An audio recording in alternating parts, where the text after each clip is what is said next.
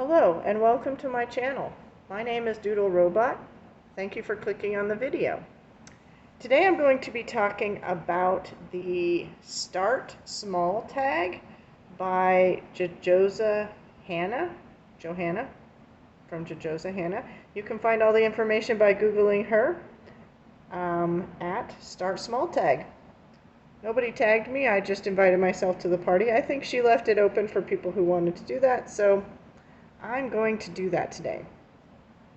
The first question in her tag is, what does intimidating mean to you? Or me. What does intimidating mean to me? And it's not so much, I kind of like busy. It's kind of all about busyness, her questions on the page, which I like busy. So what really intimidates me, though, is emptiness. That's what I find not so much intimidating. I don't think intimidating is the right word. I teach art, and so if a student brought me this, and this is all they drew on their paper, I would politely hand it back and say, you're not done yet. Your picture lacks depth. There's too much negative space. So I'm not into the negative space aspect of something like this. I think the ray gun is super cool. I would, however, as I do, that's why I'm called Doodle Robot, because I like to doodle all over my pictures and change them. So I would add, I have envisions of adding a 30s and 40s style, 50s style movie poster kind of thing, that flat graphic aspect, or comic book cover kind of look to it, but have it be an advertisement about a ray gun or something, why you should buy this ray gun, something like this. But yeah, I think it's like an unfinished picture. However, for me, I don't like the white space, so I would finish it off, and I would thoroughly enjoy finishing it off. But just as it is, I'm not one of those people who's just going to color this and leave all that white space there. That kind of drives me crazy a little bit. So that is the sort of thing that, I don't want to say intimidates me, but kind of irks me a little bit. However, on the other hand, it does give me the opportunity to go in and change things. So, for example, I love this book, Magical Jungle. Just like I love this book, this one was Stardust Space Lust by Carla Magana. I love her channel. Have you seen her apartment? It's so cool. Again, like, what? All this negative space, what are you supposed to do with that? Like, I can draw, but like I feel bad for people that are just going to leave all that negative space, so they got to fill that in with chalk dust or something. So, so the first question, what does intimidating mean to me? I kind of changed it to what kind of annoys me a little bit. But for me, I'm just going to draw something in there, and I'm going to be perfectly happy doing that. So, for example, I did that on these pages, on this page in particular. There was, from here to the turtle, this was all negative space, like right in the focal point area, negative space. So I drew, my little plateau there for the little alien dude to land on. This side was heavier than this side, so I drew some plant life. I drew all these little fish. I drew a whole bunch more of the hanging vines. I didn't think there were enough. So, since those things, I don't want to say irritate, that's not the right word. I just think they're unfinished. Gives me the opportunity to finish them. So it's not so much an intimidating question as what am I going to alter or change, and why would I alter or change it, kind of thing. So question number 2 is, what is one of your most detailed, intimidating pages I can't wait to start? So I could probably pick up any Kirby Rosanis book and pick something out of it, because he's got lots of details, and like a lot of them are 2-page spreads. So it's because they're so big and there's so much going on that they can be a little bit daunting. So for example, I picked out this page and another page I'll show you. And I love underwater scenes. I mean, if there's an underwater book, I'm going to buy it. I want to do water. I live in the desert. I want everything to do with water, the ocean, lakes, all that stuff. But this is kind of, I guess, intimidating. There's so much texture, although I was sitting here looking at it and I'm like, I know how I would color that. I would just like block color it all and then go back in and suggest a little bit of texture here and there. And then there's down here, which is intimidating for a different reason, not because there's so much of it, but it's because you have to color the same element, probably with the same color scheme, like how many times? That's a lot of times to have to color that, you know, it's gorgeous Fallen City, but I imagine it would get quite repetitive. This is something I would have to do a couple one night, a couple another night, etc. and so on, because it would get old really fast. And then I picked another one out of Kirby's book, which again, I like it. And this is kind of intimidating for a different reason. I don't mind all the busyness. That seems tackleable. I like doing patterns and stuff like that. The thing that is weird about this one picture to me, and this is what Kirby does, he juxtaposes things together, thus creating surrealism. So we've got an Egyptian element here. We've got something that looks very European, maybe even American, kind of like idyllic landscape there. Doesn't match the Egyptian thing. And then all these patterns that don't match either of those things. Like where did these patterns come from?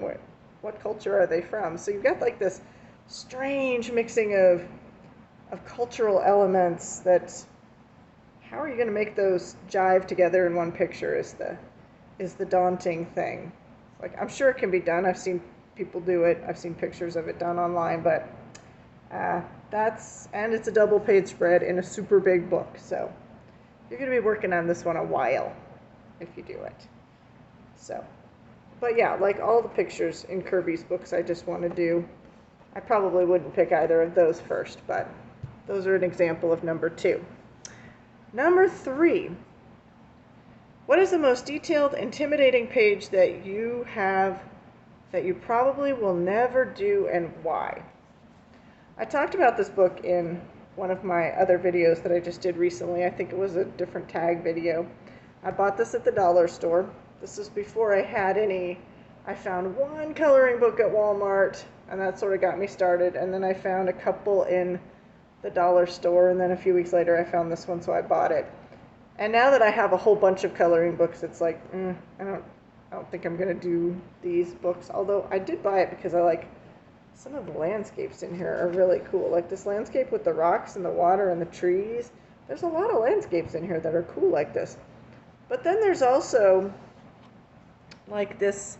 This is an example. This is kind of a mandala type thing here. But it has got the tiniest little spaces. Like, what tool do I have that's like even going to fit into those teeny little spaces? And then look at this one. This is even, oh my goodness, it's even more tiny spaces. Like, I have no desire to do anything like this whatsoever, so I'm not going to do it. But it's like, even if I did like stuff like this, like, what pencil or even like fine liner do I have that's going to fit in those tiny spaces? I don't think they've invented that yet. You need like a laser or something to do that. So yeah, won't be doing those pages probably. But there are some in here I might do. This paper is so thin. Like, I bought it. Like, look at these steps and the trees. I like this whole scenery. That there's a couple pages in here like this. So anyways, but I won't be doing that. Those ones with the super uber tiny details. Okay. What is my favorite small-sized book and why? All right, so I got out a whole bunch of small-sized books here for comparison purposes. I've got my Fedorables 1 and 2. These are super cute. I think they sell this in regular size too, but some of these illustrations look like if you blew it up into a regular,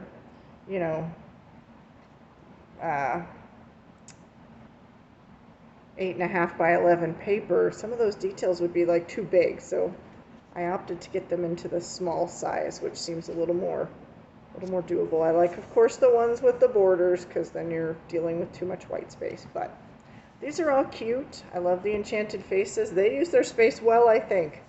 they use it up. It's got depth, you know, there's something on top of something and then there's stuff in the background. I like depth in a picture. The Reptiloids one has to be one of my favorites. I mean, they've got all the elements. It's interesting, it's got depth, they've got really imaginative borders, which I like. You can tell I'm an art teacher, right? This is what I would be grading students on. Like, this is a very clever border. We've got him, he's got some smoke you've got some background stuff, you've got some depth in the picture. This is a really good book. Sneak peek from my July and August pages there. The Yoda dude, I'll talk about him then. I love the mermaid book for the same reason. You know, absence of white space. Although this doesn't leave me any opportunity to do my own doodling, but sometimes I don't want to do that. All the Lulu Mayo books, same thing. Good use of space. I don't like coloring edge to edge so much, but I got these out for measurement purposes. I do like these. You know, they're the right balance of not too simple, not too busy. You can do a quick coloring. The paper is wonderful for my Prismacolors. They just glide on, so I really like these Lulu Mayo books. And I wasn't sure about like the cartoony nature of these. I waffled on these. I talked about that in one of my other tag videos that I wasn't invited to, but did anyways. So I really like these a lot. But my favorite one, I got these out for measurement purposes. My favorite tiny book is this book, which doesn't seem that tiny, but actually the illustrations in it are rather tiny.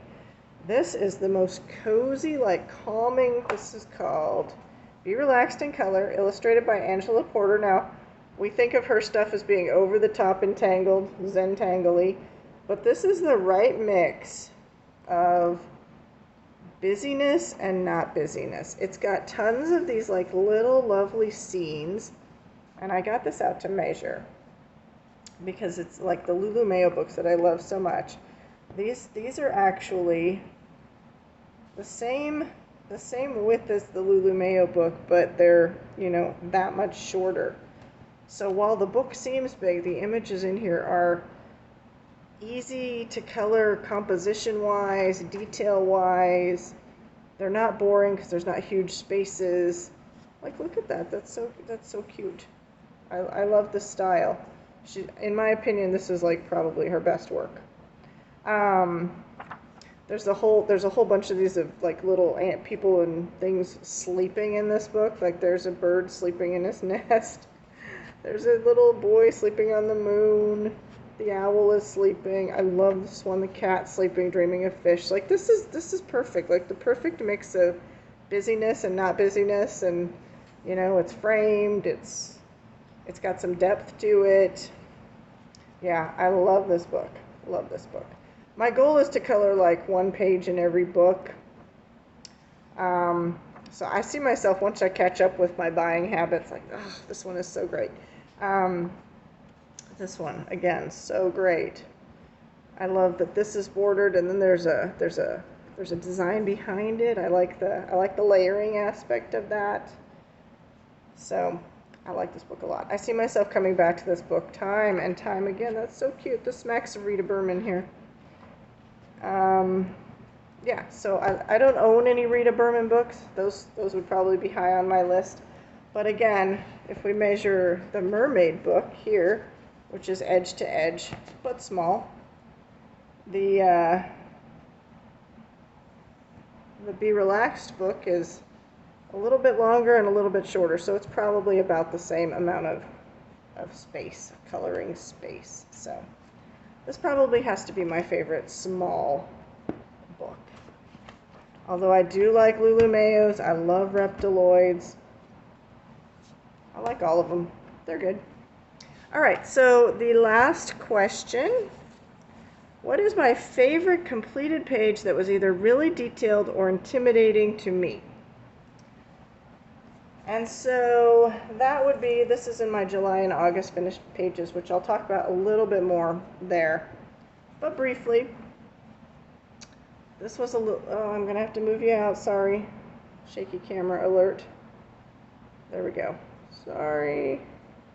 I hope you can't hear like my washing machine, no, yeah, my washing machine and my air conditioners are going. I hope it's not too loud. And if the camera starts shaking, it's the washing machine. Anyways, this was daunting. I started it because I wanted to do the brick wall. Like, I'm pretty good at brick walls, but I wanted to try it in watercolor paint. So it was kind of a first watercolor painting exercise in a book. It did, and my book is falling apart. I don't know why. It did bleed through a lot, but I think it's coverable if I ever decided to do that page. So it was kind of, because I wanted to try lots of different mediums. I was a little nervous about coloring bones. I was nervous about coloring fabric. The floor was very empty. The rug didn't have, I don't think it had any of these details. Like, I added all these little details because I couldn't just stand a big blank rug there on a big blank floor, although coloring the floor black helped. This had a mirror that I had no idea how to color, plus I wanted it to have a post-apocalyptic scene, so I just blotted that out and painted the post-apocalyptic scene over it. Oh, sorry, that's my washing machine vibrating the entire house. I'm renting, don't come for me, it's not my choice. So yeah, this was daunting on a lot of levels, plus there were mess-ups that I did, like I did the bone chartreuse, and then I had to watercolor paint over them and color them again bone color. So there were things I had to correct. So that's why it was a bit intimidating and daunting. I'm sorry about the camera shaking. All right, that is all for the questions. I guess you're supposed to tag people when you do this video, so I will tag anybody who wants to do it, who's like a tiny little channel just getting started like myself. Feel free to invite yourself to the party. All right, I thank you for joining me. I hope you have a lovely day, morning, afternoon, evening, whatever it may be for you. I will see you next time. Live long and prosper. Bye-bye.